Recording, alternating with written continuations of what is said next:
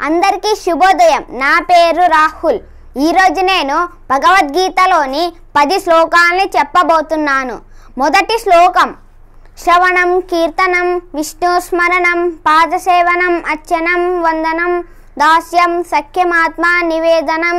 రెండవ శ్లోకం: అభ్యాసయోగయుక్తేన చేతసా నాన్యగామిన పరమం పురుషం దివ్యం యాతి పార్థాను చింతయన్.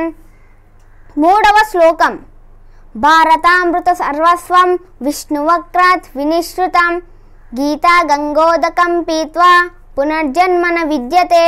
నాలుగవ శ్లోకం: నైనం చింద్యంతి శస్త్రాణి నైనం దహతి పావక నైనం క్లేదయాన్యాపో నా శోషయతి మారుత.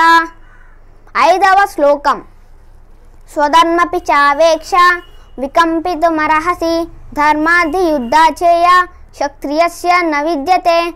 ఆరవ శ్లోకం: సుఖదుఃఖే సమేకృత లాభాలాభో జయాజయో తతో యుద్ధాయ యుద్ధస్య నైనం పాపం వాప్యసి.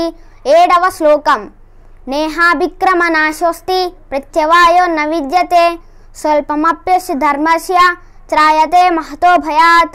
ఎనిమిదవ శ్లోకం: యావానర్థ ఉదపానే సర్వదా సంపుతోదకే తావాన్ సర్వేషు వేదేషు బ్రాహ్మణస్య విజానత.